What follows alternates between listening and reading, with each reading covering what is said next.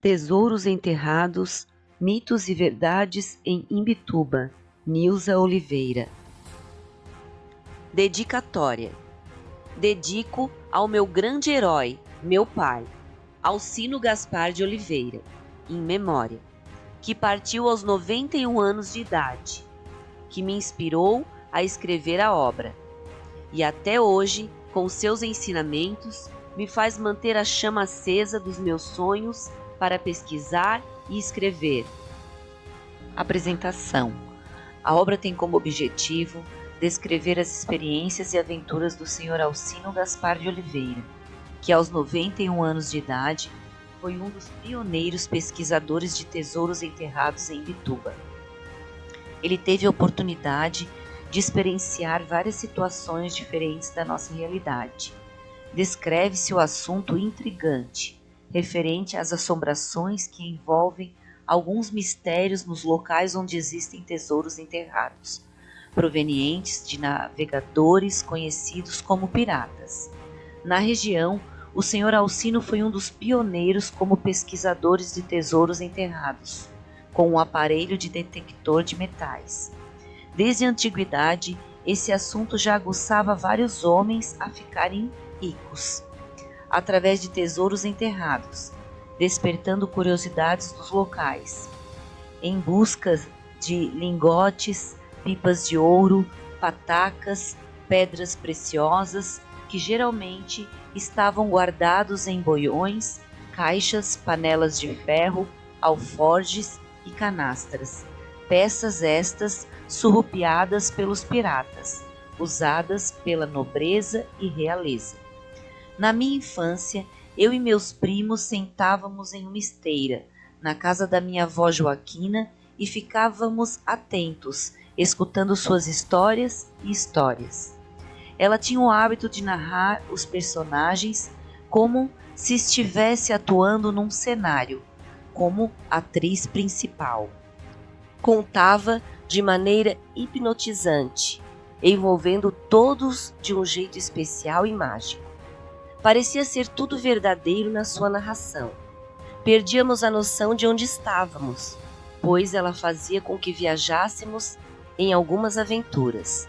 Era como se estivéssemos vendo os personagens: mulas sem cabeça, histórias de reis, rainhas, príncipes e princesas, escravos, assombrações, piratas, boitatá, entre outras histórias e personagens.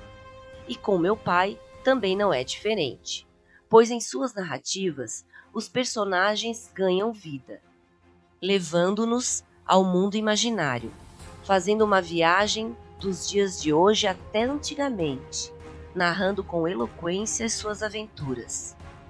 Ao escutá-lo, temos algumas reações, principalmente quando faz as narrativas das assombrações. A sensação que sentimos é que estamos vendo as mesmas. Consegue provocar emoções que são geradas pelo medo. Parece que estamos no local vendo essas imagens estranhas.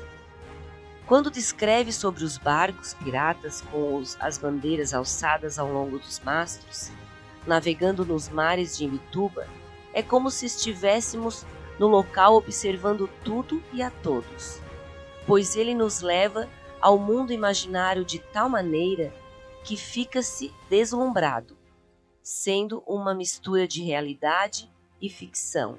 Esta obra, Os Tesouros Enterrados, Mitos e Verdades em Imbituba, é o resultado dos relatos que meu pai, ao descrever, demonstra convicção nos episódios que fizeram parte de suas experiências à caça de tesouros enterrados, citando os locais que foram visitados por ele e pelo pessoal que o acompanhou por longos anos, que designa como a equipe de pesquisas.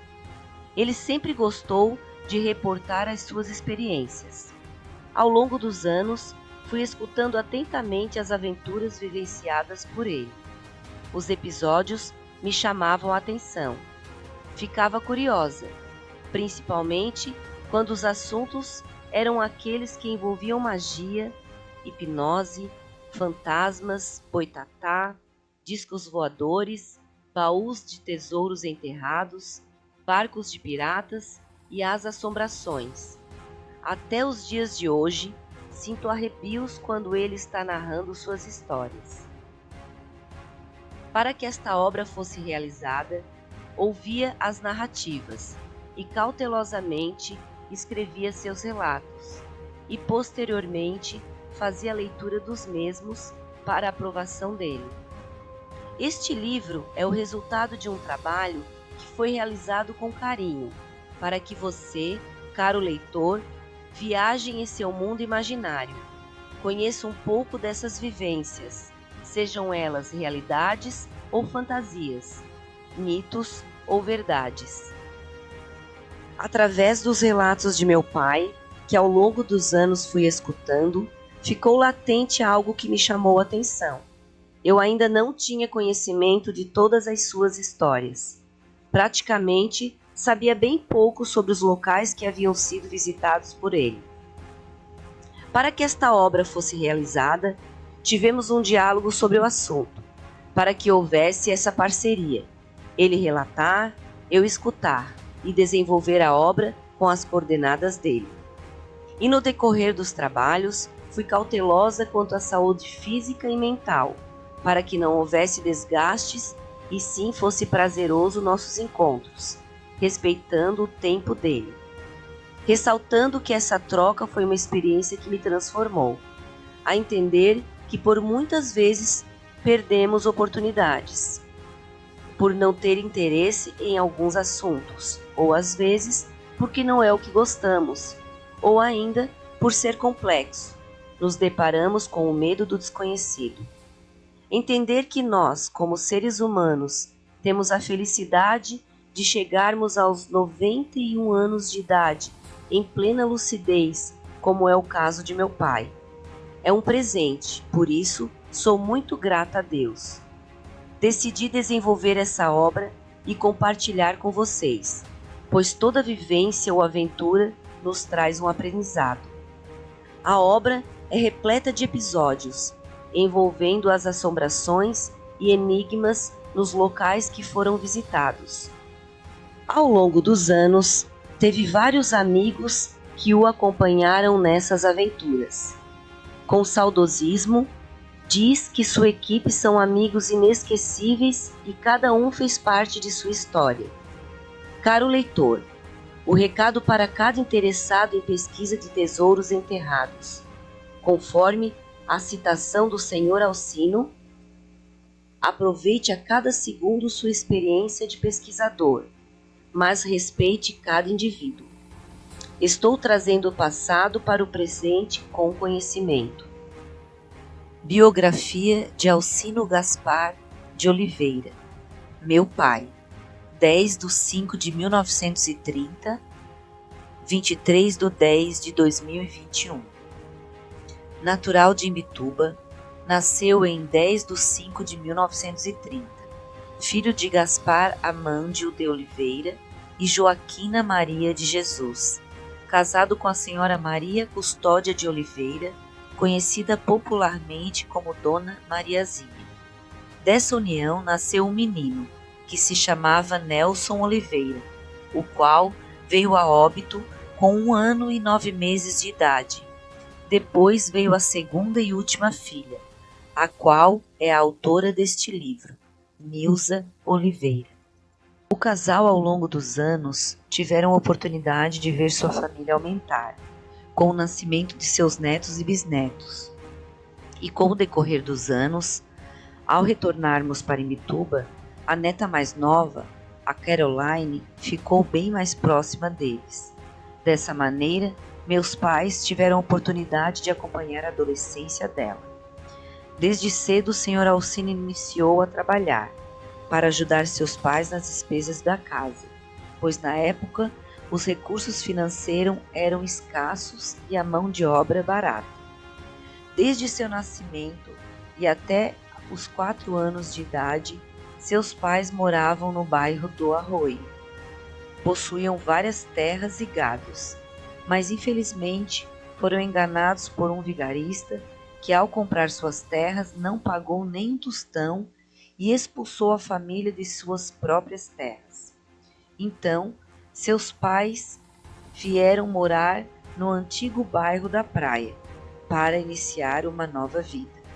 Na obra A Praia do Porto e as Lavadeiras de 2019, descreve-se um pouco sobre a vida dele, quando iniciou a trabalhar no Cine Ideal, que era responsável dos transportes das fitas todos os dias para embarque e desembarque no trem. Tinha 13 anos de idade.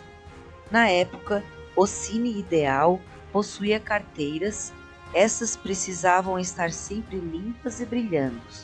Meu pai ficava espanando, limpando, lustrando e varrendo o espaço praticamente o dia inteiro, pois o armazém onde ficava o Cine Ideal era ao lado de um moinho de farinha de mandioca. Consequentemente, havia muita poeira. Aos domingos, vendia torradinhas, cocadas e pão de ló, em frente ao Cine Ideal. Tudo isso para auxiliar nas despesas da família. Também vendia guloseimas na cancha de corrida de cavalos. Esses eventos aconteciam aos finais de semana, sendo uma das fontes de renda para os moradores e para o município. A cancha de corridas de cavalos ficava no antigo bairro da Praia do Porto, na rua Duque de Caxias. O Barracão da Baleia, hoje Museu da Baleia, foi comprado na época pelo senhor Mário Pereira Lapa.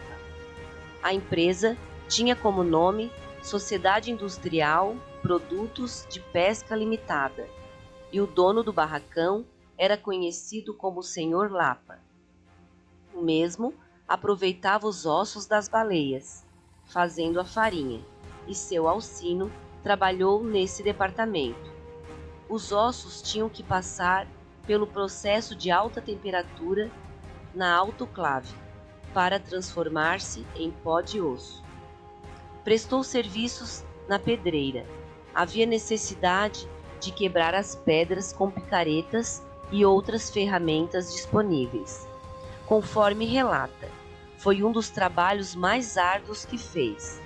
A profissão foi muito judiada, porque como ele era magrinho, os cacos das pedras, quando se desprendiam, cortavam partes do seu corpo. Havia certos dias em que perdia as forças, sendo um trabalho sacrificado e recebia pouco. Como gostava de fazer algo diferente, resolveu aumentar a renda. Ficou matutando o que deveria fazer e de repente surgiu a ideia de trabalhar como marceneiro. Como sempre foi detalhista em tudo que exercia, dedicou-se com afinco na construção e pintura de peças, como cadeira, mesa, cama, conforme a necessidade do mercado, satisfazendo os fregueses.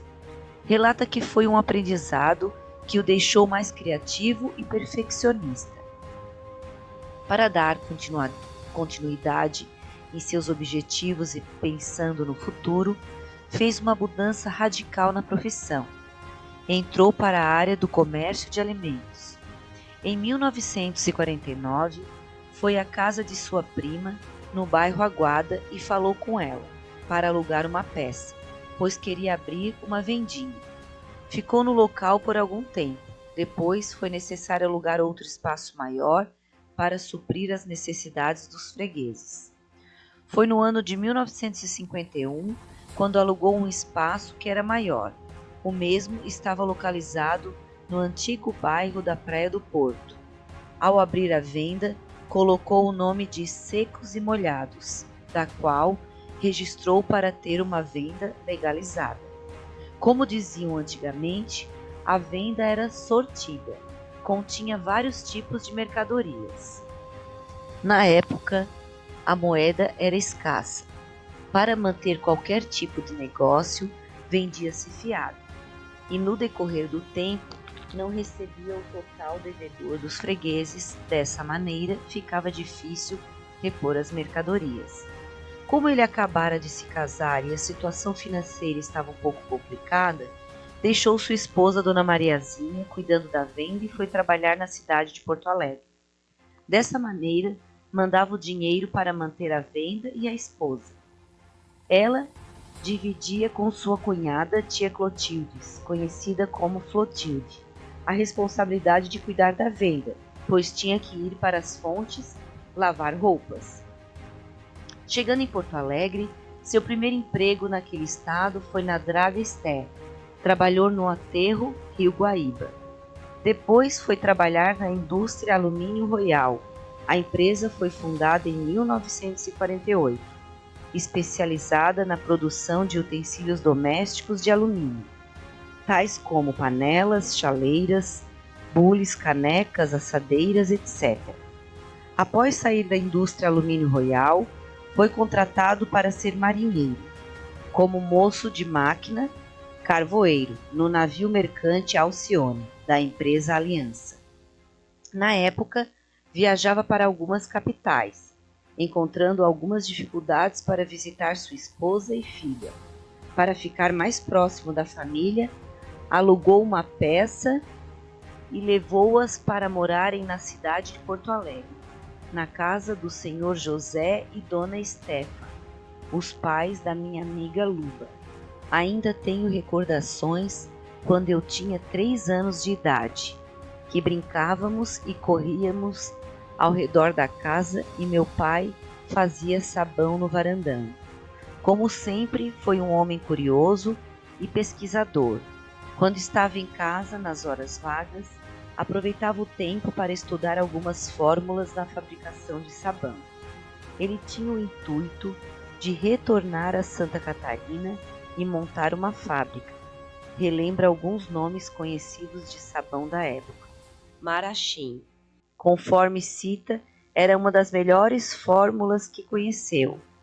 Também existia as marcas de sabão português e sabão São Paulo. O objetivo do estudo dele seria ter uma própria fabricação, dentro dos princípios das marcas que conhecia, com o mesmo padrão de qualidade. A família resolveu retornar para Imbituba quando eu tinha aproximadamente 4 anos de idade. Hoje, meu pai, com 91 anos de idade, é um homem que gosta de algumas aventuras, relata suas histórias com eloquência. Tem como hobby preferido fazer invenções, geralmente as que envolvem motores. Nos últimos dias, está desenvolvendo um motor que, conforme ele, irá produzir energia sem usar nada e funcionará.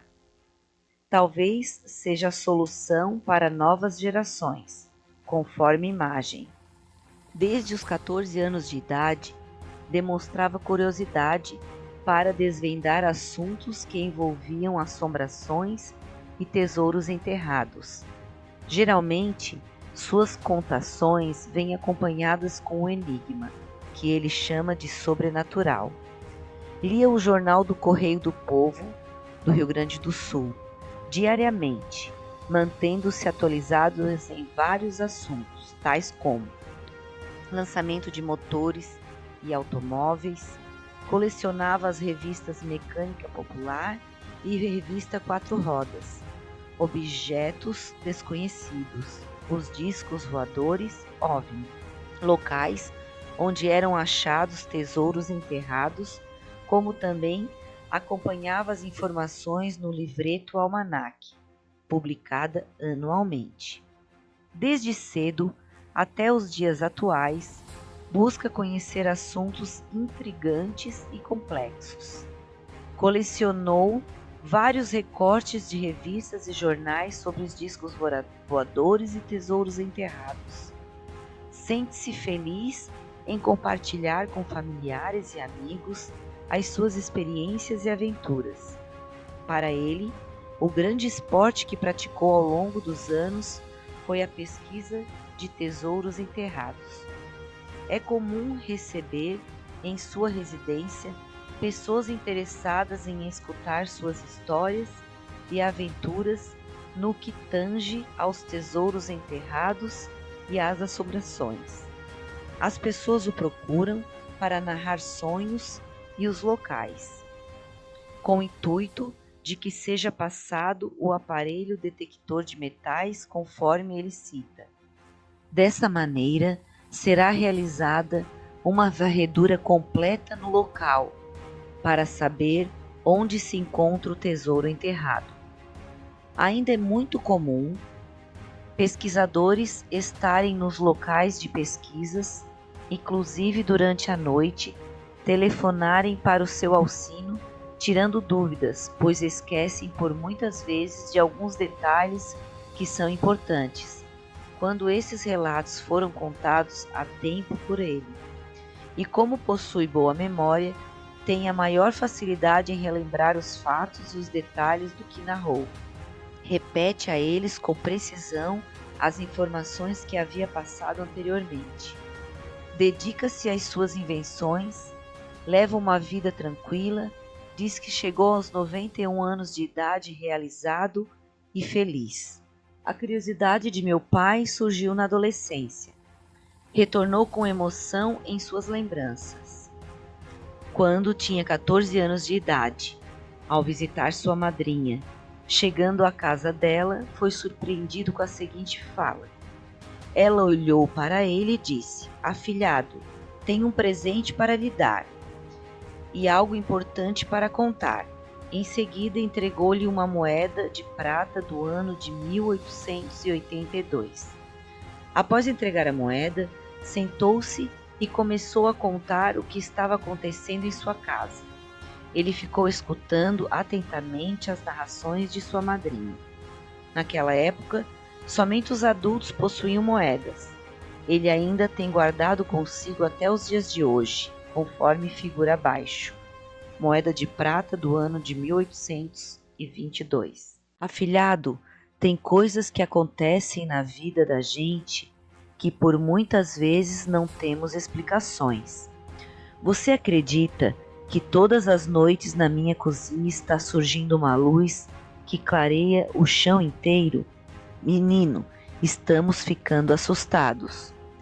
A sua madrinha fez gestos de preocupação. Toma um gole de café e continua a narrar, o que estava tirando o sono dela e de seu filho. Quando meu filho chega perto dessa luz, a claridade desaparece da cozinha e segue com o mesmo brilho e intensidade, até no morro atrás da nossa casa. Lá, ela fica parada por longas e longas horas e depois desaparece.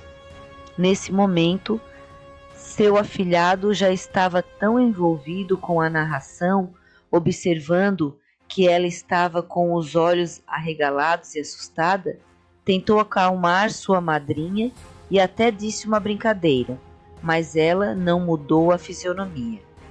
Após ela ter se levantado, ofereceu o café da tarde, sentou-se novamente e continuou a narrar o episódio.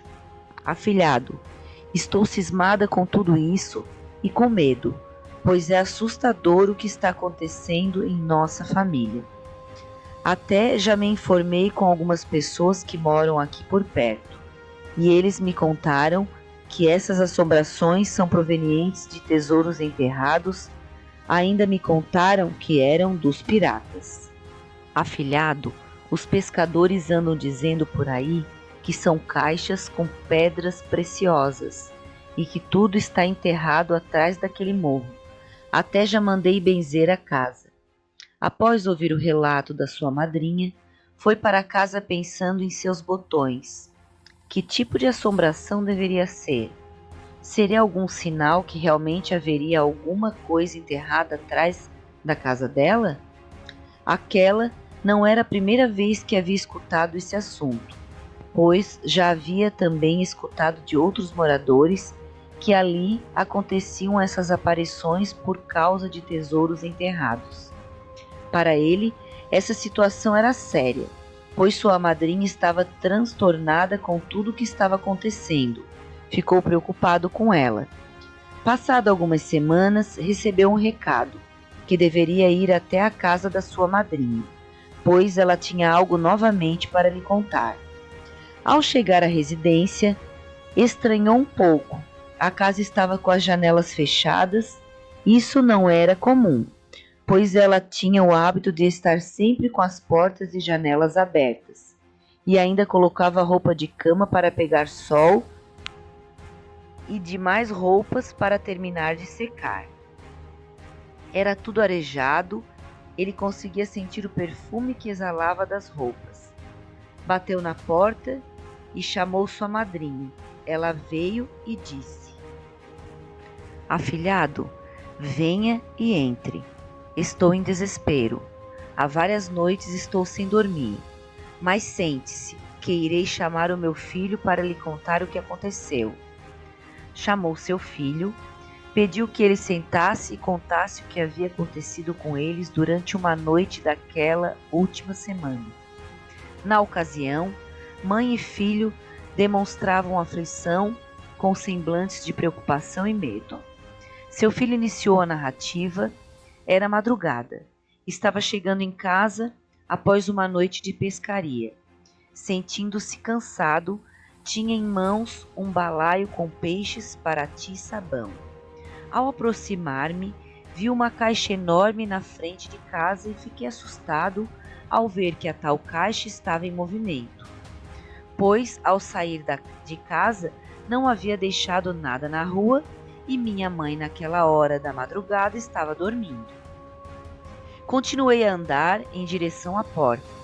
Quanto mais próximo eu chegava da nossa casa, a caixa continuava a se mexer sozinha. Ela saía de um lado para o outro. Quando foi para a frente da casa, perto da janela, saí correndo e entrei apavorado no quarto da minha mãe, pedindo ajuda e um copo de água. Estava ofegante e trêmulo. Esse episódio, conforme o filho de sua madrinha narrou, levou vários minutos, onde a caixa se movimentava de um lado para outro.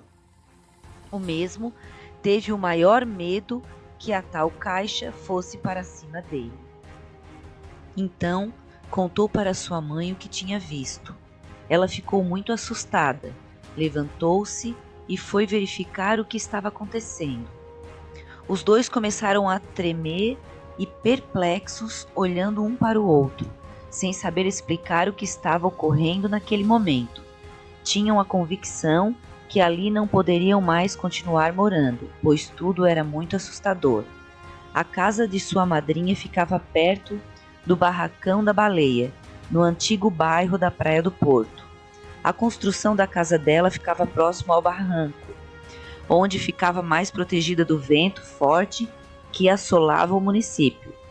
Como Imbituba é uma cidade geograficamente propícia a ter vento nordeste-leste que sopra fortemente, os moradores antigamente procuravam construir suas casas perto dos barrancos, em costas.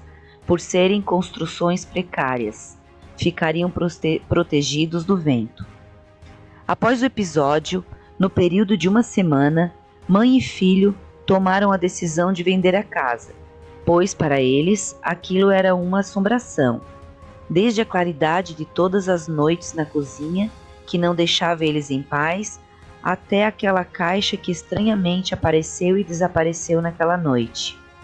Foi com esse acontecimento em sua adolescência que meu pai despertou a curiosidade em assuntos relacionados com as assombrações e tesouros enterrados. Piratas. Piratas são marginais que atravessam mares para atacar e saquear navios para obterem riquezas. Os mais famosos viveram entre o século XV e XVIII. Os navios piratas geralmente são identificados com uma bandeira chamada Jolly Roger, que tem uma caveira e 2 ossos cruzados. Os piratas são homens corajosos e destemidos, por atravessarem os mares e rios com sabedoria de marinheiro, do qual conhecem onde estão navegando.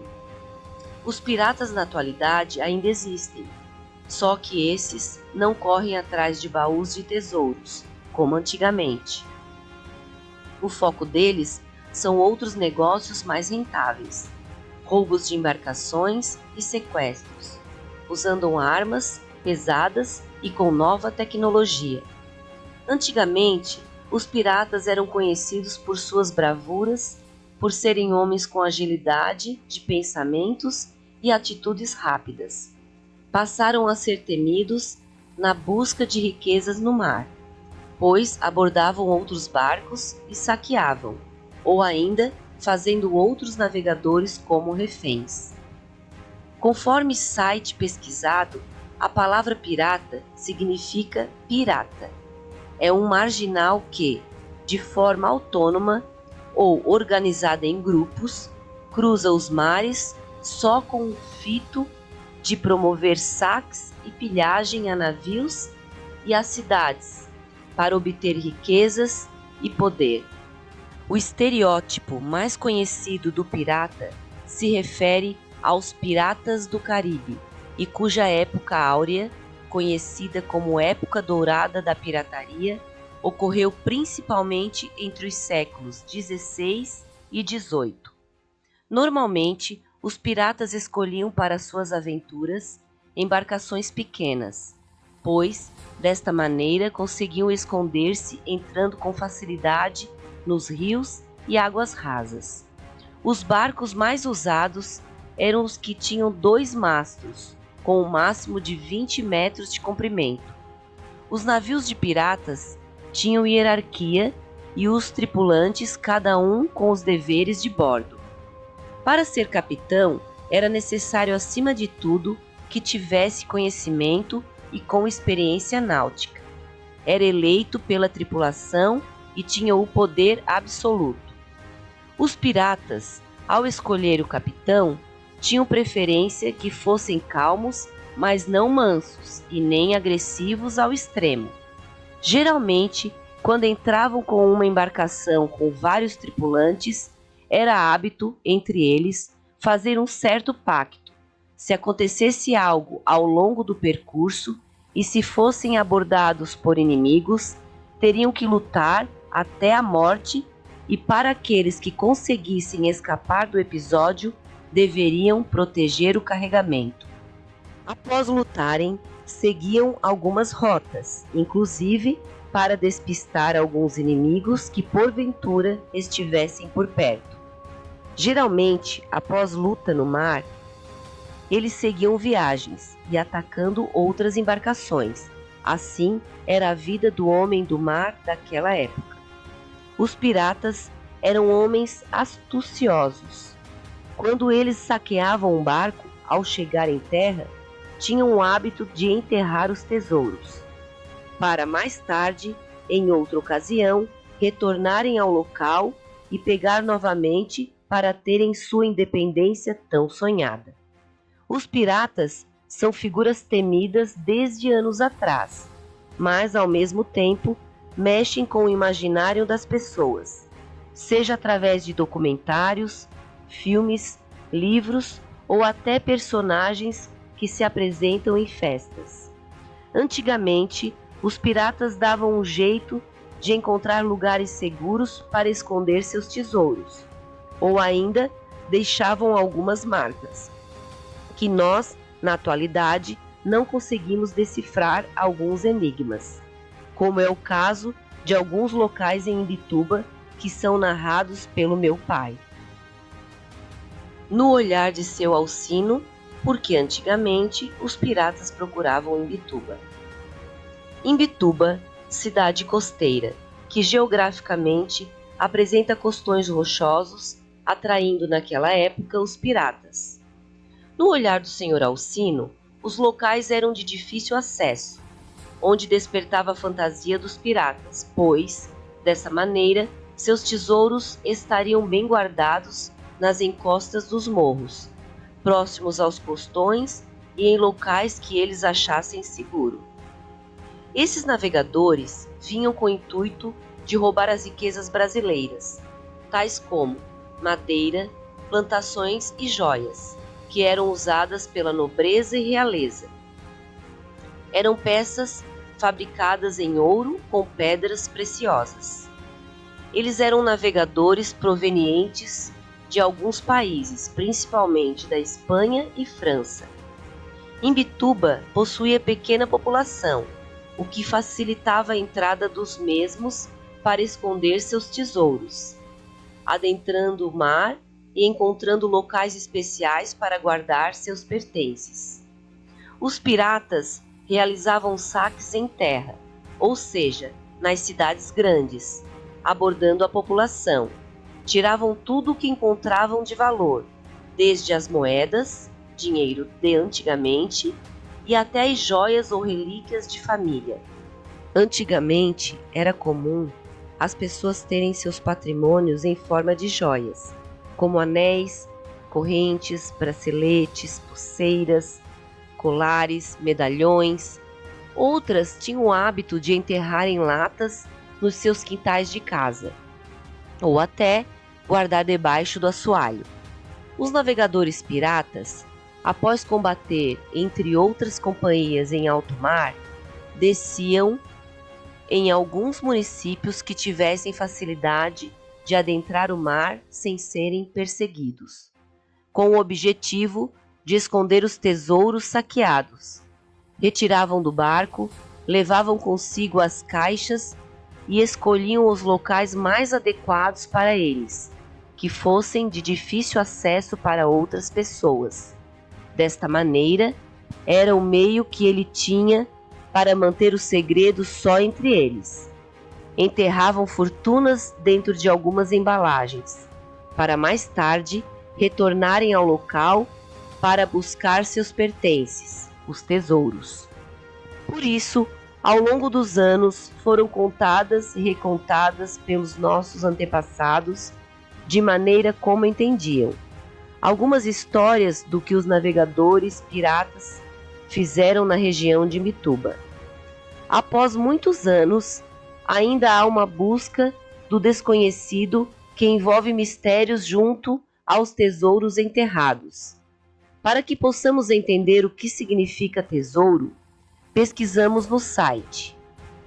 É uma coleção antiga de itens preciosos, por exemplo, dinheiro, joias, pedras e metais nobres, oculto e de cujo dono não haja memória.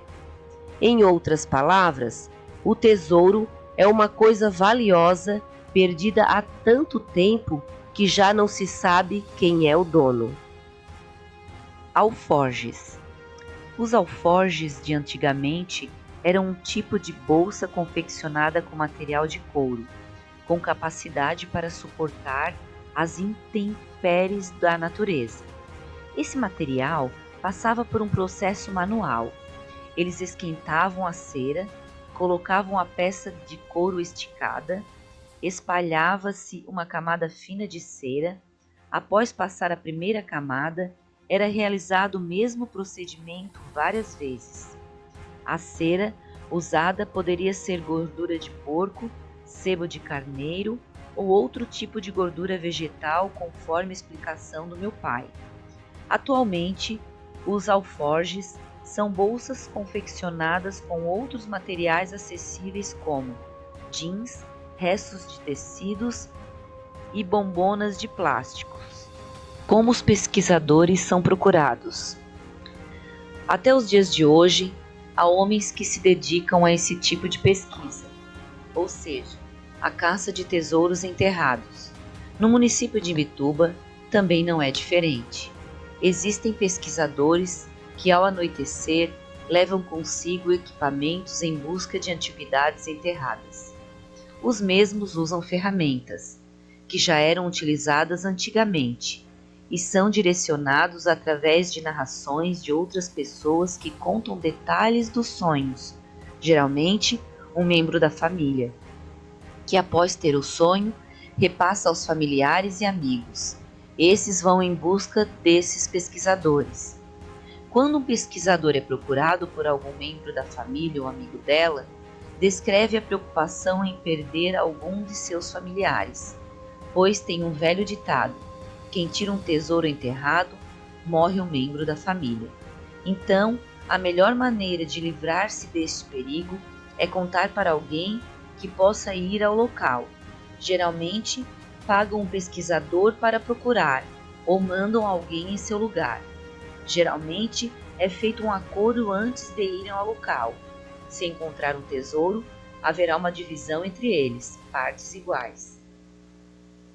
Eles ficam atentos aos detalhes dos relatos, pois às vezes, após o narrador contar mais do que uma vez, já é perceptível que as informações são imprecisas e não estão completas. Dessa maneira, eles não perdem tempo com esse tipo de narrador. Os pesquisadores ficam observando tudo ao longo da conversa. Conforme o Sr. Alcino, a narração tem que ter fundamentos. Depende dos detalhes como local, figura ou como foram abordados no sonho. Dessa maneira, eles têm o conhecimento se é só a imaginação do narrador ou o contexto vem de acordo com o sonhador.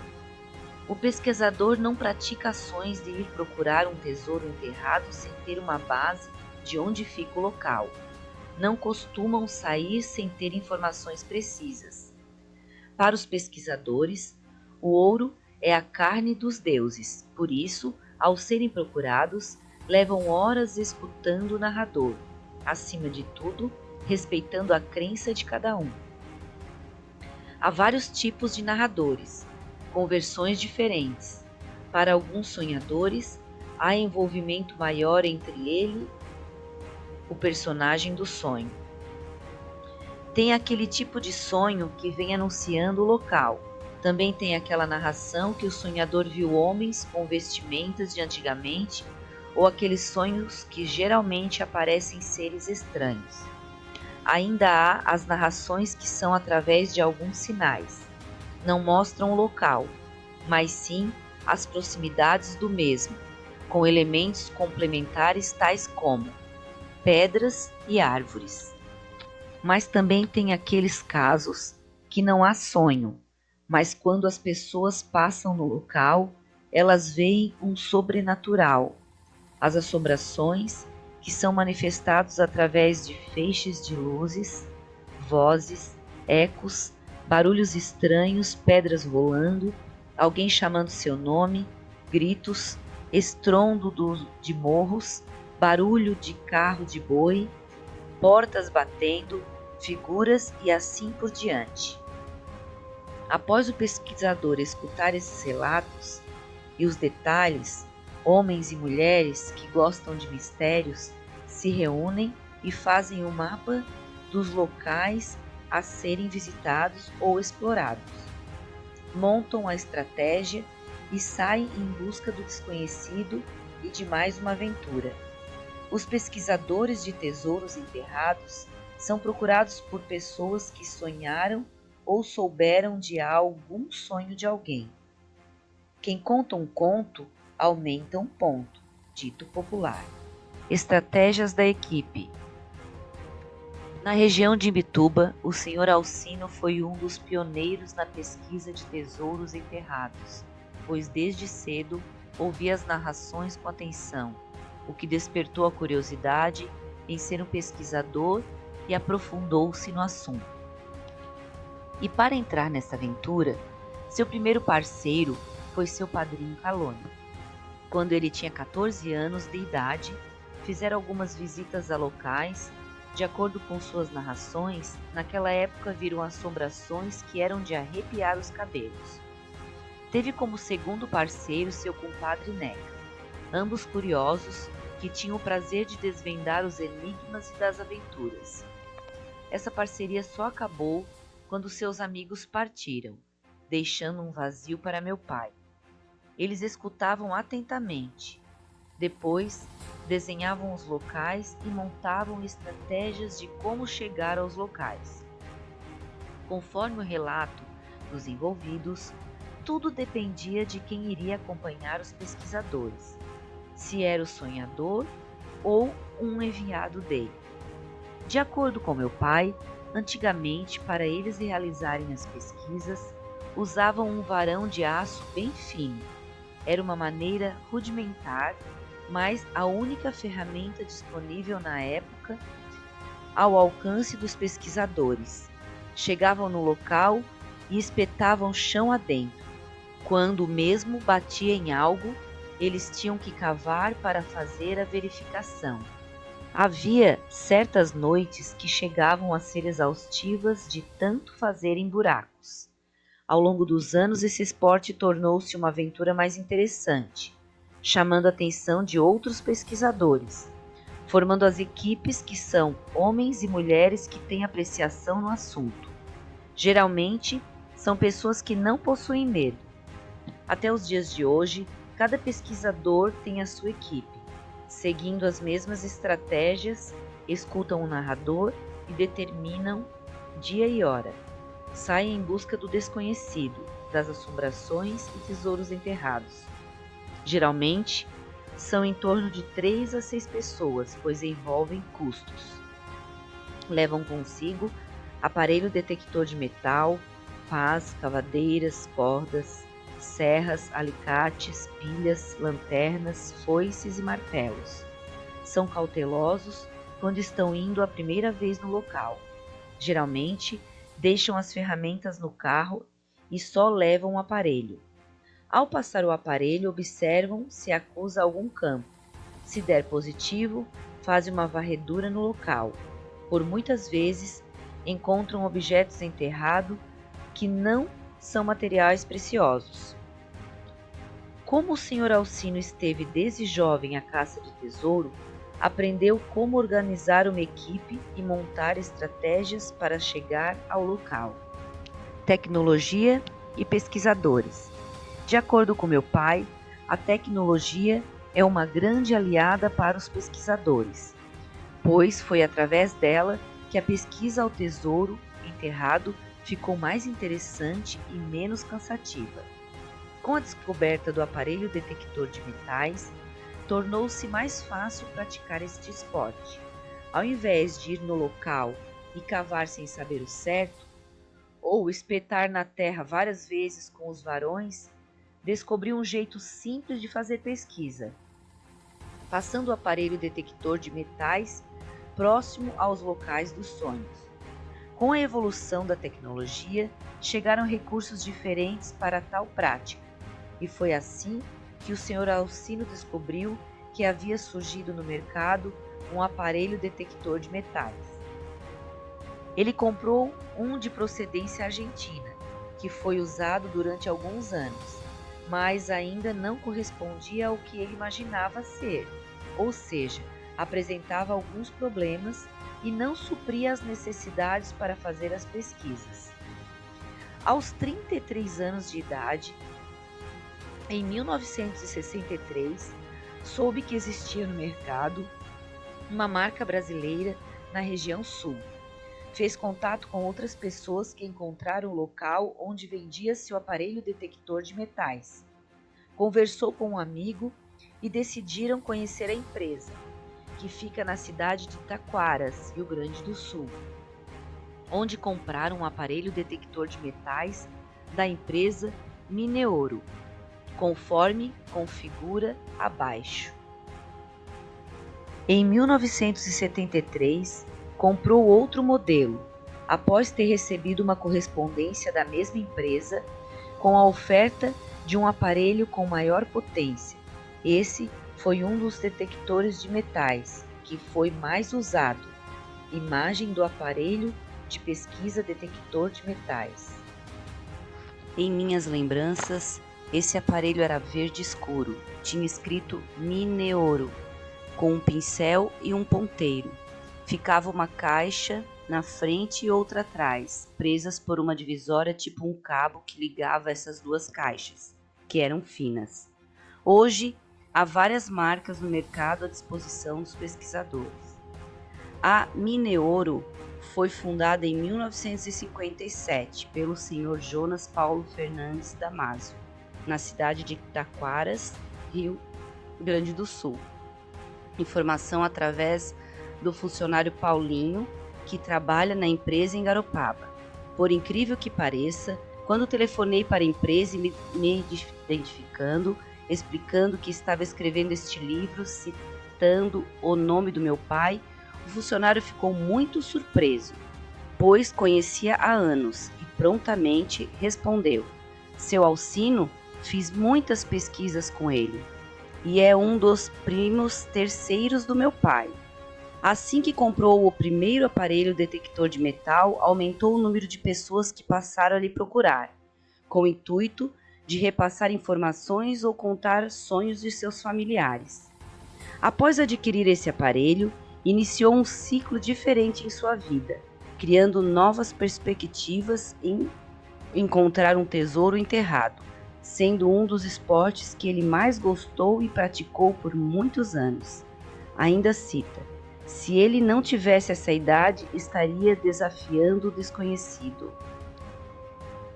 Com essa aquisição, continuaram as aventuras em busca de tesouros enterrados, principalmente após ter adquirido o segundo aparelho detector de metais em 1973.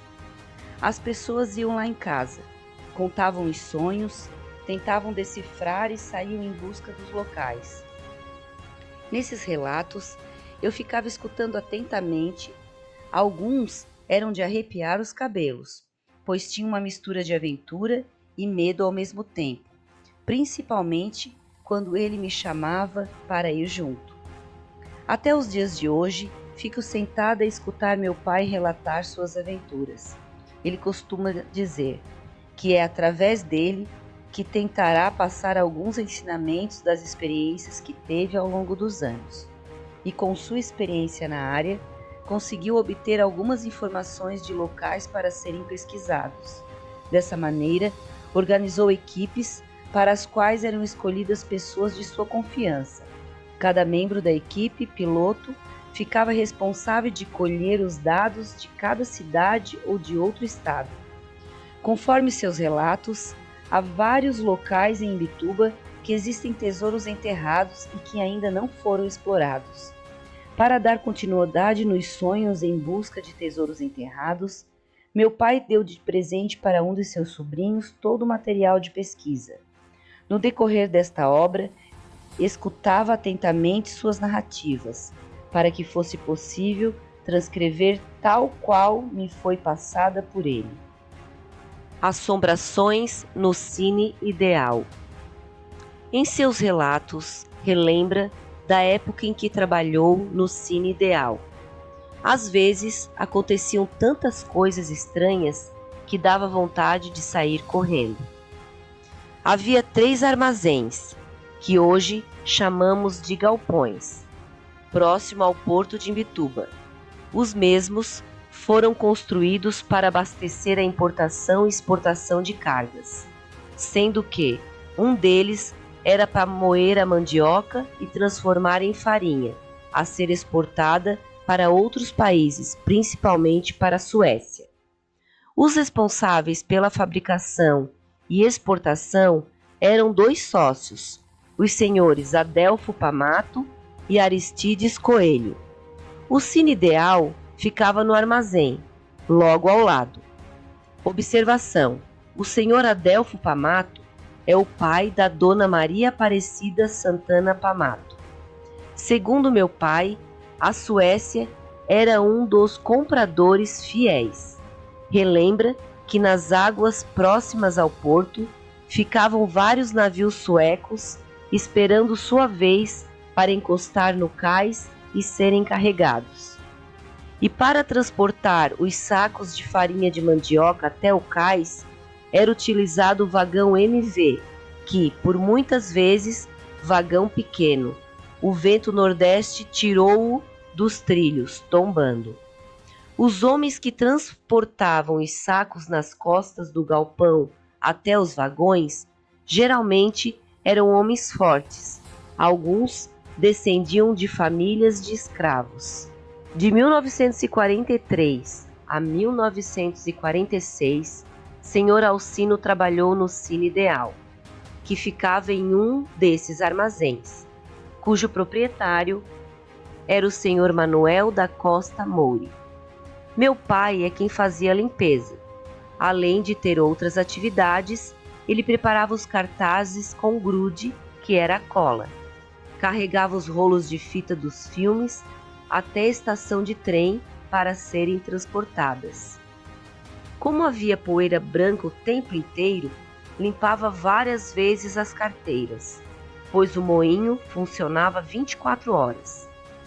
Para rodar os filmes, quem na época fazia esse serviço era o senhor Francisco Cardoso, irmão da minha avó materna.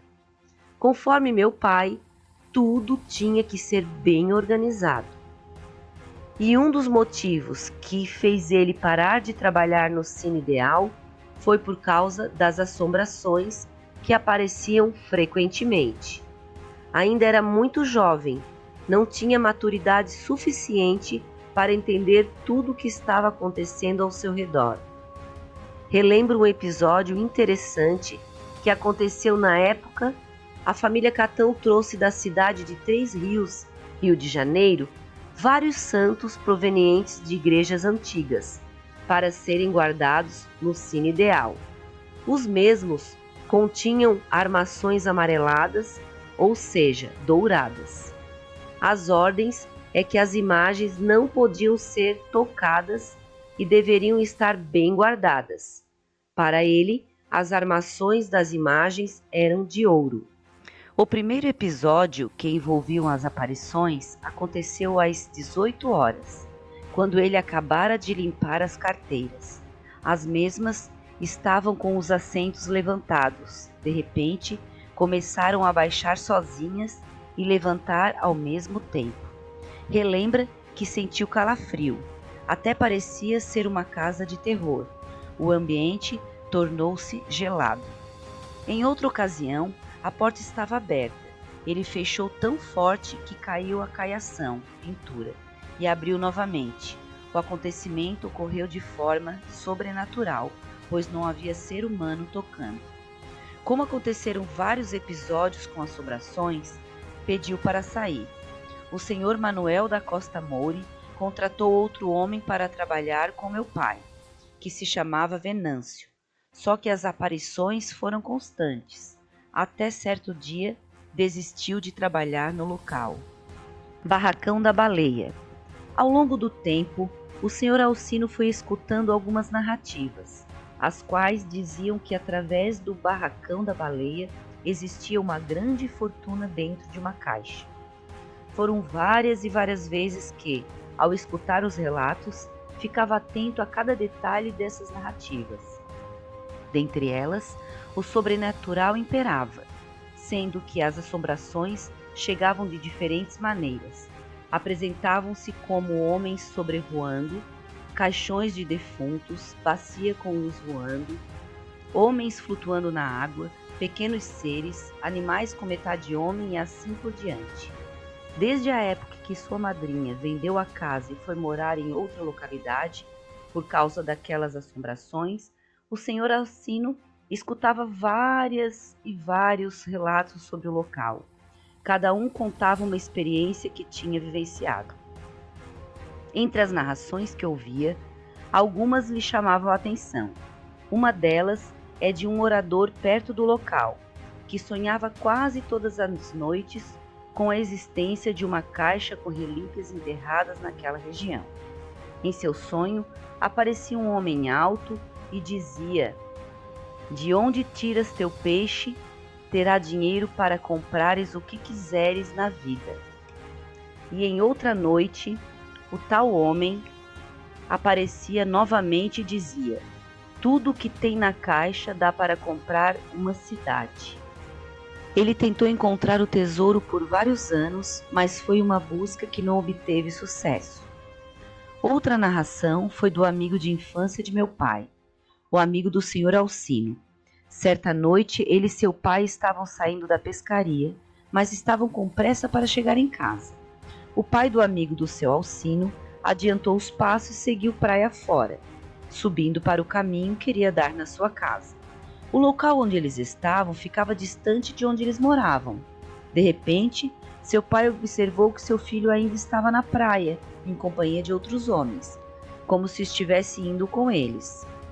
Achou estranho e foi ao encontro dele, pois já era alta madrugada. Enquanto isso, seu filho estava escutando alguém gritar o seu nome. Olhou e não viu ninguém. Então começou a caminhar, verificando de onde saía a voz que chamava tão alto o seu nome. Foi andando e a voz, mais forte, chamava: "Fulano, fulano, fulano."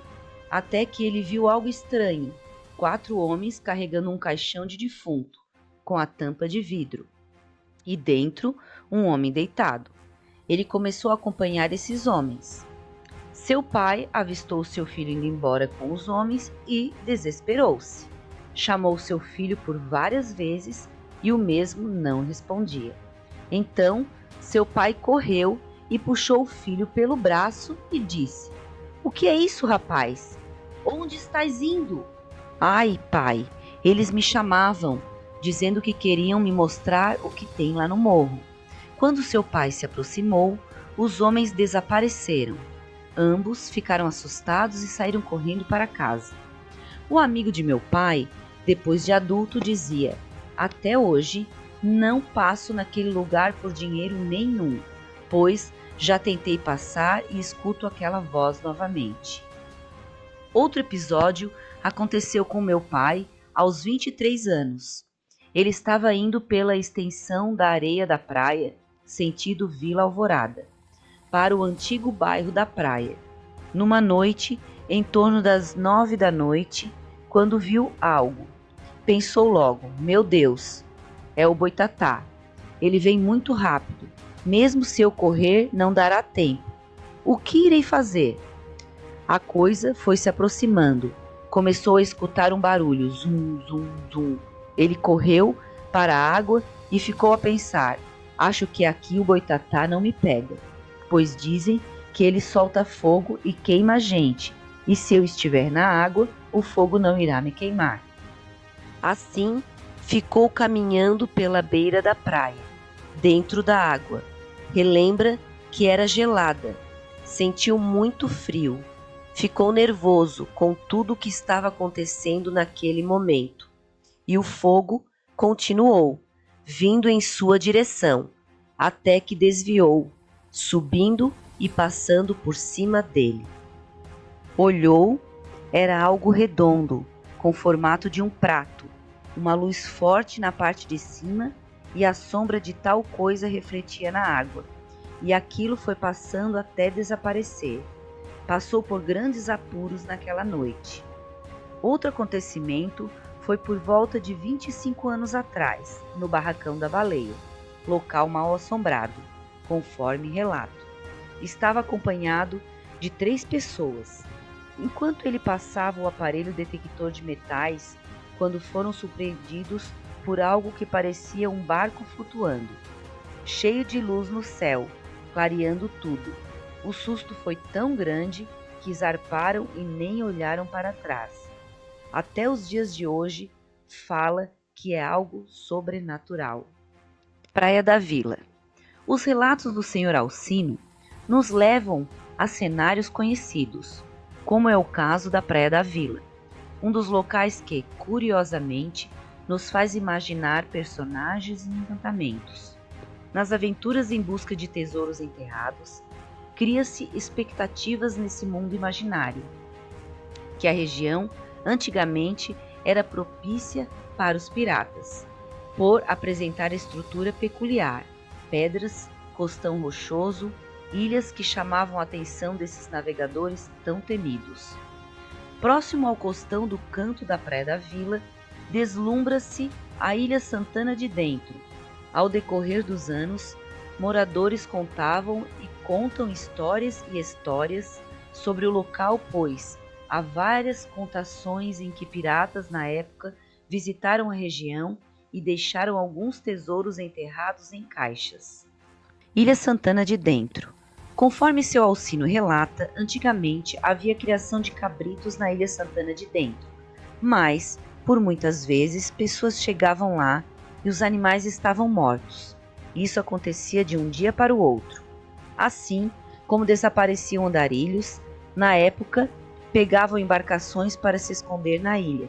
Alguns pescadores que estavam por perto e observavam os andarilhos diziam que eles desapareciam do nada, assim como também surgiam fachos de luzes. Na região do antigo bairro da Praia do Porto, havia um pescador conhecido pela população, o Senhor Vadinho, que tinha o hábito de ir pescar na Ilha Santana de Dentro. Era um pescador respeitado e gostava de aventurar-se na ilha. Seu vadinho contou alguns episódios para meu pai e também para outras pessoas, que na ilha havia um tesouro enterrado. Inclusive, ele acompanhou alguns visitantes de outros estados que vieram à caça ao tesouro tão cobiçados pelos pesquisadores. Após algumas reuniões com estratégias para chegar até o local com segurança, meu pai sempre foi cauteloso quanto a embarcações pequenas, já que o mar é revolto. Ele, alguns membros da equipe e seu vadinho visitaram várias vezes a ilha. Este tesouro sempre desafiou curiosos e pesquisadores na Ilha Santana de Dentro. Para alguns, existe um grande mistério do qual os homens ainda não decifraram. Nesta ilha, já foram encontrados por alguns pescadores peças antigas, as mesmas se encontram no Museu da Quinta da Boa Vista, na cidade do Rio de Janeiro, após serem doadas. Pedra-ferro. Nos anos 60, após 3 dias consecutivos de vento nordeste, chamava-se de ventania. Um dos moradores da região estava passando em direção ao canto da Praia da Vila, para verificar se havia pescadores no local próximo à Pedra-ferro, e de repente observa algo que resplandecia e lhe chamou a atenção. O mesmo continha um brilho diferente. Chegando perto, ficou surpreso com o que estava diante de seus olhos. Eram colheres de ouro maciço. Não acreditava que aquilo estivesse acontecendo com ele, pois o mesmo, recentemente, teve conhecimento de que um morador havia encontrado peças de ouro no mesmo local. O morador então levou as peças até o meu pai, narrando o que tinha acontecido naquele local. Ao observar as colheres, eles tinham um timbre com algumas iniciais. O morador, após mostrar as mesmas para alguns amigos, despediu-se. Embarcou para a cidade do Rio de Janeiro, pois o mesmo tinha uma irmã que lá residia. Então, meu pai deduz que ele vendeu as peças lá. Foi um dos pesquisadores de tesouros enterrados da equipe de meu pai por muitos anos. Temos o relato de um casal que veio à procura do Sr. Alcino, que residiam no Rio Grande do Sul.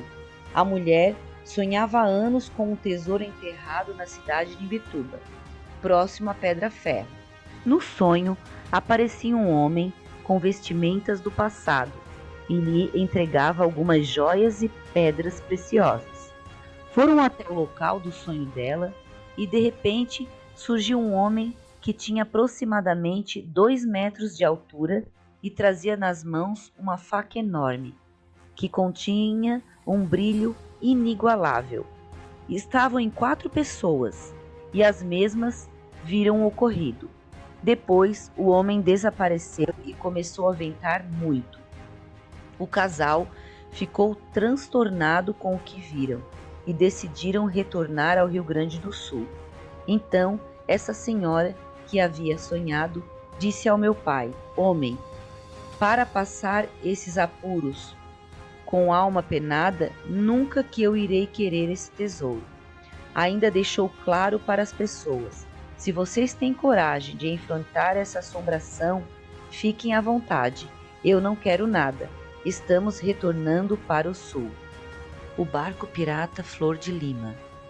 Dentro do contexto imaginário das aventuras do Sr. Alcino e de sua vivência em pesquisas de tesouros enterrados, existe um barco pirata na extensão da Praia da Vila, e que os restos do mesmo poderão ser vistos no local, conforme a maré.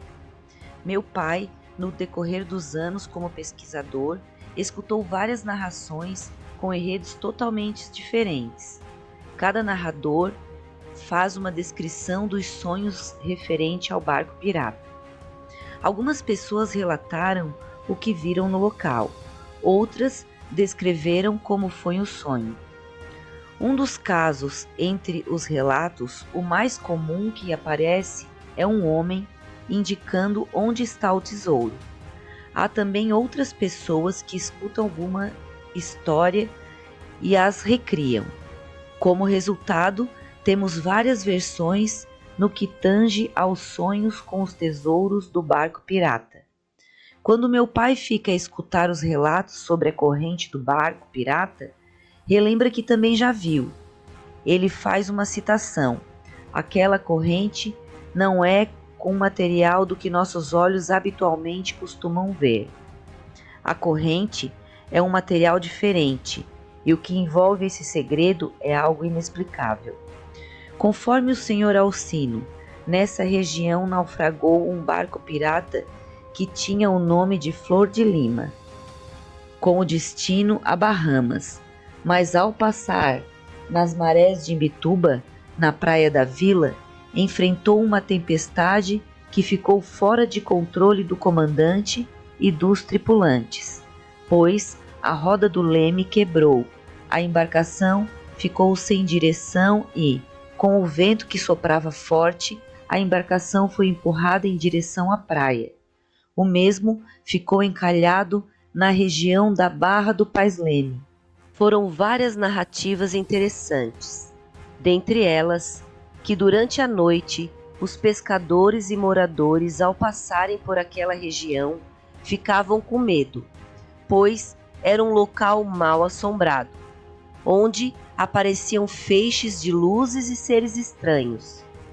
De acordo com certos relatos, o pessoal via homens sentados na praia, mas quando chegavam perto, normalmente os mesmos aumentavam de tamanho, ficando como se fossem gigantes, tornando o cenário assustador. Antigamente, os pescadores costumavam sentar-se perto das canoas e ali contavam suas histórias. Os vizinhos tinham o hábito de visitar um ao outro. Consequentemente, surgia o assunto do barco pirata nas rodas de conversas. Outras pessoas, quando passavam por ali, ouviam ruídos como se fosse barulho de serra, de ferros batendo em algo que dava eco, e também viam animais enormes que eles não conseguiam decifrar a espécie. Certa vez, meu pai e a equipe de pesquisadores estavam passando o aparelho detector de metais no local. De repente, foram atacados, jogados ao chão e pisoteados. Só que eles não conseguiam ver quem fazia essa atrapalhada toda. Um dos homens ficou cheio de hematomas pelo corpo. O outro, a assombração, além de pisotear, o enforcou, deixando seu pescoço marcado por alguns dias. Em 1964, meu pai foi procurado pelo Sr. MC, considerado homem íntegro e cético. Residia no bairro de Vila Nova. Entre suas conversas, citou que foi pego de surpresa ao passar no local. De repente, surgiu em sua frente uma grossa corrente, com elos fortes que saíam do mar, subiam até a praia e adentravam nos morros de areia. Após narrar essa incógnita, convidou o Sr. Alcino para ir até o local passar o detector de metal, dizendo que gostaria de compartilhar sua experiência e mostrar para ele como era a corrente, para verificar onde estaria aquele tesouro enterrado, tão cobiçado há anos por moradores e por outras pessoas que já haviam ido até o local, principalmente para tirar a dúvida que todos tinham: será que esse tesouro estaria de fácil acesso? Então, o Sr. MC e meu pai foram até o local. Como a areia da praia é perigosa para atolar o carro, e se a maré enchesse a qualquer momento seriam surpreendidos, tomaram algumas precauções. Deixaram o carro em um local seguro na praia, com cuidado e observando se a maré subia ou não, pois se a mesma ficasse alta, corriam o risco do carro ficar atolado. Essa cautela com a maré é necessária para quem costuma subir na areia da praia à noite. Chegando ao local, meu pai ficou observando atentamente os passos do Sr. MC, enquanto ele narrava o que tinha presenciado anteriormente. De repente, tiveram uma surpresa. eles estavam diante de um enigma. Começaram a ver a corrente, saindo de dentro do mar em sentido à praia. Olharam-se e ficaram pasmos. Era uma corrente grossa, estava praticamente enterrada. Alguns elos estavam expostos próximos à areia. Começaram a observar o curso que ela fazia. Acompanharam até certo trecho, quando, estranhamente, começou a soprar um vento diferente e forte. Perceberam que estava acontecendo algo estranho naquele momento. Quando um olhou para o outro, perceberam que havia, pendurados nas costas de cada um, homenzinhos bem pequenos, mas que sentiam estar carregando 100 quilos. Foram perdendo as forças e o cansaço veio mais forte. Pois meu pai e o Sr. MC tiveram que lutar por muito tempo com esses homenzinhos. Ficaram sem energia para prosseguir e perceberam que havia necessidade de se afastarem do local, para se refazerem e chegarem até o carro e retornarem para suas casas. Passados alguns dias, retornaram ao local. Tinham a certeza que naquela noite conseguiriam passar o detector de metais e saber onde estava o tal tesouro, na esperança de que levariam o tão sonhado baú de pirata para casa. E quando chegaram, viram a corrente, começaram a seguir. Estava nítida aos olhos deles. De repente, ela desapareceu. Ficaram praticamente a noite inteira esperando que ela aparecesse novamente. No decorrer dos anos, meu pai e sua equipe foram outras vezes ao local, mas nem sempre conseguiam ver a corrente. Cita: parece coisa de outro mundo. De acordo com vários relatos dos sonhadores, desde anos atrás, esse barco pirata tem, incrustado debaixo do convés, alguns alforjes. A sua equipe, por vários anos, fizeram algumas visitas no local e, diversas vezes, viram os restos do barco, mas o que se torna difícil é chegar no mesmo. Costão da Praia da Vila. No morro do costão da Praia da Vila existe um marco nas pedras, que meu pai já tentou decifrar várias vezes, mas não obteve respostas. Em suas aventuras como pesquisador, escutou algumas narrações sobre um certo barco que naquela época naufragou próximo ao costão da Praia da Vila, após ter enfrentado uma grande lestada vindo à deriva, batendo nas pedras. O comandante e alguns tripulantes mais ousados desembarcaram antes que o barco afundasse. Levaram consigo as caixas que continham os tesouros que estavam dentro do barco. Escalaram as pedras até o morro, carregando todo o material e levaram para um local seguro. O intuito era de retornar, quando fosse possível, para pegar os seus pertences. E nessa região em que eles deixaram as caixas com os tesouros, há um enigma que envolve o local. Existe uma pedra que tem o desenho de uma cruz e são cravadas 4 letras, a qual é o marco para encontrar o tesouro. Sobre o local tem alguns relatos, mas certa manhã meu pai foi procurado por uma senhora que sonhava com o tesouro que estava próximo à pedra. Ela teve o mesmo sonho por vários anos, que chegava um homem e dizia: nós escolhemos as pessoas certas para encontrar o tesouro. Você foi a escolhida. Ela tinha medo que um de seus familiares morresse, então pediu para meu pai ir com o seu pessoal da equipe de pesquisa. Em uma noite de calmaria, reuniram-se em torno de 8 homens que diziam ser corajosos. Os mesmos já haviam passado por situações de grandes apuros com assombrações. Foram em direção ao morro e subiram até as pedras. E quando estavam próximos à pedra que contém o marco, surgiram labaredas de fogo em direção a eles. Tiveram que correr para se livrarem das chamas. Como ele levou anos praticando o esporte preferido, diz que, como pesquisador, passou por vários locais, enfrentou algumas assombrações, levou alguns sustos, mas também já esteve diante de algumas coisas que não conseguiu decifrar. Um dos casos é o da cruz que está na pedra no costão da Praia da Vila. Em outras oportunidades, o pessoal da equipe retornou ao local, mas suas buscas sempre foram em vão, pois cada vez que se aproximavam do local indicado pelas letras da cruz, acontecia algo misterioso. Bairro do Araçá. Conforme relatos do seu Alcino, no bairro do Araçá existe um tesouro enterrado. Para ele, até os dias de hoje, ainda não conseguiram encontrar, pois no local acontecem aparições que se manifestam de várias formas.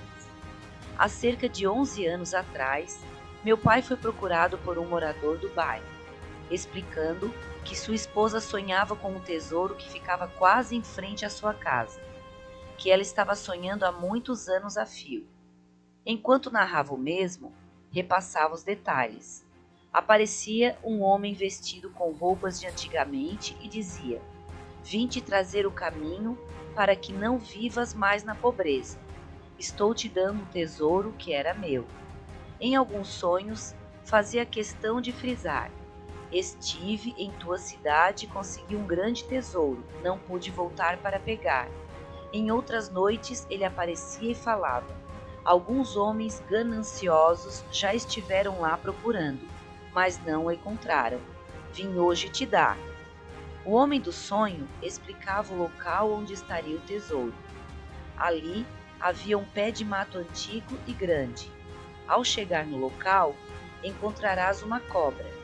Retire ela. Não a mate. É o guardião do tesouro. Pegue o que é teu e não tenha medo. O casal convidou meu pai e alguns membros da equipe para irem até o local. Chegando lá, depararam-se com a cobra que estava bem enrolada e demonstrava ser enorme. O casal olhou para aquela situação e ela disse: "Infelizmente eu jamais irei tirar algo aí de baixo." Continua a se expressar assustada. "Vocês imaginam? Depois que eu tirar, ela me mata." A pedido dela, se afastaram do local e retornaram para suas casas. Após o último episódio, o casal então decidiu vender a casa, pois o local indicado do tesouro enterrado ficava quase em frente à sua residência. Conforme seu Alcino, o tesouro ainda se encontra enterrado no local. Até os dias de hoje, continua a ter assombrações. Areal do Estrondo. O Areal do Estrondo é um local que nossos antepassados tiveram algumas experiências que não conseguiam decifrar. Na obra A Praia do Porto e as Lavadeiras, 2019, foram realizadas entrevistas sobre o local e temos essa citação: "É chamado Areal do Estrondo porque ele dava estrondos, escutava-se grande barulho. Antigamente, para quem morava no bairro do Arroio e regiões, quando precisavam vir até o centro de Imbituba, o caminho era feito através do Areal do Estrondo, havendo o cuidado de não passar nos horários em que costumavam aparecer as assombrações. E os mesmos não conseguiam decifrar. As horas cruciais eram às 6, 12 horas, 18 horas e meia-noite. O Areal do Estrondo tinha uma altura que, quando passávamos pelo local, era muito alto." No site, com a data 27/11/2013, agência.alesc.sc.gov.br, cita que há dunas que tinham de 60 a 70 metros de altura, há 10 anos. Como pode-se presumir, era bem alto, mas com a ganância das empresas que exploraram o local, acabaram destruindo o que por muitos anos envolvia mistérios. De acordo com o Sr. Alcino, o Areal do Estrondo continua a ser um desafio para nossos entendimentos. Também narra uma de suas aventuras. Estavam em 3 pessoas. Subiram o morro. Ele explica que estava na ponta. Passaram por onde a empresa faz a exploração das dunas e que há um guarda cuidando. Subiram e deram a volta, onde existe a pedra oca. No retorno, passaram e viram um pé de ingá. Pararam e olharam, para ver se havia fruta. Uma das senhoras que estava com eles disse: não é tempo dessa fruta. Enquanto ele estava ainda no local, e as outras duas pessoas sumiram dos olhos do meu pai, e ele também não via mais o caminho, ficou procurando e parece que tudo tinha desaparecido. Chamou o nome das pessoas. Essas responderam e vieram até ele. Olharam entre si, perguntaram: o que está acontecendo? Será que conseguimos voltar para casa? Depois de alguns minutos, conseguiram ver novamente o caminho de volta. Chegaram ao carro assustados. Após sentar ao volante, ele foi pegar a chave do carro. Observou que não estava mais com ele. Olhou para as outras duas pessoas e disse: vamos retornar para procurar? Elas olharam para ele e disseram: nós não iremos. Ele os deixou no carro e fez o caminho novamente. Quando estava subindo, foi abordado pelo guarda da empresa, que disse a ele: para o senhor subir, eu irei junto, pois a região é perigosa. Ele explicou que havia estado no local. Precisava subir para encontrar a chave do carro. Os dois subiram e no percurso o guarda lhe disse: homem, aqui não tem como subir sozinho ou ficar aqui. Naquela curva tem uma criança que chora o tempo inteiro. Procuro e nunca acho. Ou, em outras vezes, tem várias pessoas conversando. Saio à procura e não acho ninguém. Eu já pedi as contas na empresa, estou aqui trabalhando há alguns meses, mas eu ainda não me acostumei com essas assombrações. Ao chegarem no pé do ingá, a chave estava no último galho pendurada. Como a mesma foi para lá? Não consegue explicar. Essa foi uma das últimas vezes que esteve no local. Já havia ido várias vezes e ser defrontado com algumas situações complicadas. Para ele, o sobrenatural impera naquele local e ele não consegue explicar. Para seu Alcino, além do tesouro enterrado, o areal do estrondo é o berço dos discos voadores. Bairro da Ibiraquera. Em torno de 15 anos atrás, havia um senhor que residia no bairro da Ibiraquera. O mesmo foi até a casa do meu pai para contar sobre um sonho que sua esposa tinha, sendo que a maior preocupação dele é que sempre soube de quem tirasse ouro enterrado morreria um membro da família. Gostaria de saber mais sobre o tesouro enterrado, pois ele se sentia incomodado com o sonho de sua esposa, pois as aparições era algo que intrigava. Então, esse senhor convidou meu pai e alguns membros da equipe para passarem o aparelho no local em que sua esposa sonhava. Chegando ao local, após ter passado o aparelho detector de metais, ficaram surpresos, pois o campo para minério de ouro deu positivo. Refizeram a varredura e já tinham conhecimento onde iriam cavar. Meu pai explicou como se procederia naquele caso, quais os cuidados necessários, pois quando há um material nobre enterrado, terá que ser realizados procedimentos na estrutura onde é guardado o ouro. Passa-se um ácido para que possa ser tocado por homens, dessa maneira evitando qualquer tipo de acidente. Ao saírem, ficou acertado que na próxima noite, em determinado horário, iriam se reunir no mesmo local para cavar.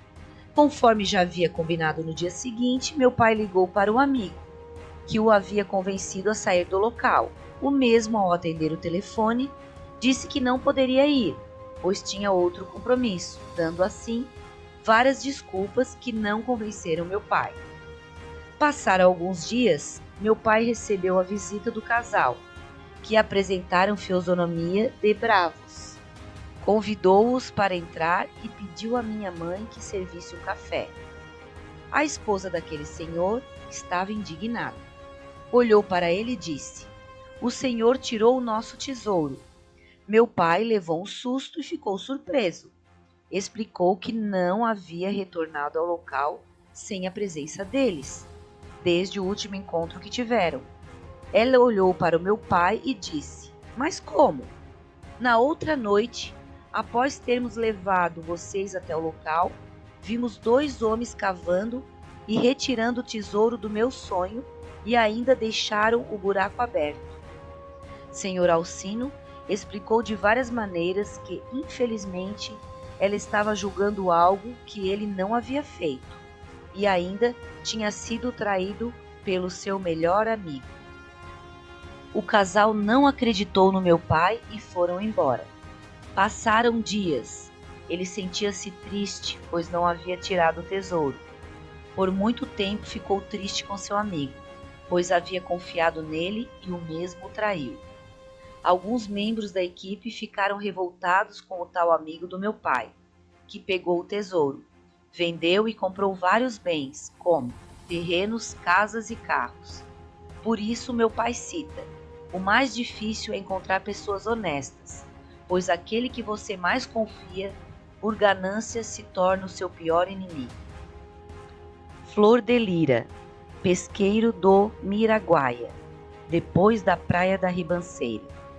Para descrever essa história, será necessário retornarmos ao passado dos meus familiares. O Sr. Oliveira, bisavô do Sr. Alcino, nasceu em torno de 1853. Para que fosse possível chegar a essa data, fizemos alguns cálculos matemáticos. O meu avô, Gaspar Amândio, nasceu em 23 de abril de 1893. Era filho de Amândio Antônio de Oliveira. Vamos deduzir que se o seu pai teve o filho Gaspar aos 20 anos, então o senhor Amândio nasceu em 1873. E se o senhor Amândio teve seu filho em torno de uns 20 anos, provavelmente nasceu em 1853. O senhor Oliveira veio de Portugal para o Brasil, mas para chegar até aqui, fez o caminho pela Holanda. O senhor Amândio contava que seu pai, o senhor Oliveira, na época, morava com a família na região do bairro do Arroio. Em certa noite, soube que encalhou no pesqueiro da Maraguaia um barco à vela, e esse era composto por 30 tripulantes, com o nome Flor da Lira. Aconteceu numa noite de nordeste que soprava fortíssimo. O barco quebrou a cana do leme. Tinha como comandante o senhor Manuel Francisco Dias. O senhor Oliveira recebeu em sua casa o comandante do barco e alguns tripulantes que foram em busca de alimentos para organizar o retorno. O comandante tinha como rota a Ilha do Desterro, para comprar outro barco, pois pretendiam seguir viagem em direção ao Caribe. Ficaram alguns dias na região. O comandante fez amizade com o senhor Oliveira. Ficavam conversando sobre vários assuntos. Entre eles, o comandante explicou para o senhor Oliveira que todos os tripulantes tinham suas partes guardadas e ele possuía a maior parte. Essas mercadorias eram moedas de ouro, pedras preciosas, joias e lingotes de ouro, que estavam guardados debaixo do beliche dele, dentro dos alforjes, em uma caixa. O comandante pegou todas as explicações com o senhor Oliveira, de como retornar ao barco com segurança para retirar as mercadorias. Para que o plano desse certo, combinou com o senhor Oliveira que iria promover um baile para a tripulação e moradores, sendo que a estratégia era despistar os tripulantes. Nem todos estavam na casa do senhor Oliveira. Alguns encontravam-se em outras residências. Enquanto acontecia o baile, o comandante chamou o senhor Oliveira à parte e combinaram de colocar muitas bebidas à disposição do pessoal e saíram do local sem serem percebidos. De acordo com o comandante, não poderia levar consigo o tesouro, porque seria morto facilmente. Então, iria deixar guardado com o senhor Oliveira. Para isso, escolheram um local seguro e enterraram, para que depois o mesmo retornasse em um barco seguro e pegasse o tesouro. Indo em direção ao barco, conversavam entre si, da sorte que ele teve do barco ter ficado acessível. O comandante falou: irei aproveitar enquanto eu consigo entrar lá com segurança. Ressaltou para o Sr. Oliveira: me prometa que esse segredo ficará só entre nós. Ele respondeu: sim. Foram até o barco e retiraram a caixa em que se encontrava o tesouro. Levaram até o local próximo, a casa do Sr. Oliveira, e enterraram. O comandante foi embora, os anos se passaram e o Sr. Oliveira dizia: não posso dizer onde enterramos, porque o capitão Manuel me prometeu que viria buscar o tesouro dele. Infelizmente, seu Oliveira sofreu um derrame cerebral. Era assim que se falava na época. Hoje chama-se de AVC. Como ele não conseguia mais falar, seus familiares ficaram sem saber onde o tesouro estava enterrado. Conforme meu pai, está enterrado até os dias de hoje esse tesouro no bairro do Arroio. Quando a BR-101 foi construída nos trechos entre os municípios de Imbituba e Paulo Lopes, foi necessário fazer aterramento no local, próximo às 7 pontes na Penha. Conforme meu pai, uma das empresas retirou este material no bairro de Araçatuba. Naquela época, a pesquisa à caça a tesouros enterrados teve seu ápice. Ele havia encontrado um pequeno tesouro, deixando-o feliz e realizado. E também foi quando meu pai adquiriu um aparelho detector de metal, do qual apresentava maior capacidade de detectar materiais preciosos enterrados com recursos mais aperfeiçoados. Conforme ele relata, esse tipo de aparelho, quando era passado no local, ele acusava quando o campo era um metal nobre ou outro tipo. Campo é quando o aparelho faz o bip, tornando a pesquisa mais aperfeiçoada. Em mãos de um aparelho com maior potência, ficou mais fácil encontrar antiguidades enterradas. Para sua alegria, encontrou um pequeno tesouro enterrado.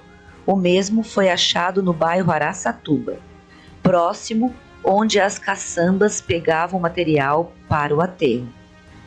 Esse encontrava-se dentro de um boião. Tinha 2 correntes, que ele relembra que eram diferentes das quais estamos acostumados a ver. Também tinha 2 anéis, algumas moedas e outras peças. Na época, fizeram a partilha entre os membros da equipe e com a família onde ficavam as terras do tesouro enterrado. Ressalta que antes de chegar ao local pesquisado, já é determinada a divisão para que depois não haja descontentamento ou discussões. Conforme ele conta que teve o prazer de conhecer a pataca de ouro, que são as moedas, embarcações que afundaram nas águas imbitubenses. Em suas narrativas, explica que no mar de Imbituba afundaram alguns navios. Relembra que 2 deles eram o Norte Mar e o Oeste Mar, ambos da mesma empresa. E por incrível que pareça, os 2 se esbarraram em pleno mar. O Sr. Alcino também relata o nome de outro navio que afundou perto do bairro da Roça Grande, que se chamava Tambaú. Relembra que o cargueiro a vapor, o navio Osvaldo Aranha, que foi fabricado em 1912 e em 1949 afundou, que nele morreram pessoas que moravam em Imbituba, inclusive o tio da minha mãe. Para identificação de alguns acontecimentos da época, foi realizado algumas pesquisas em sites, os quais deixamos para possíveis consultas.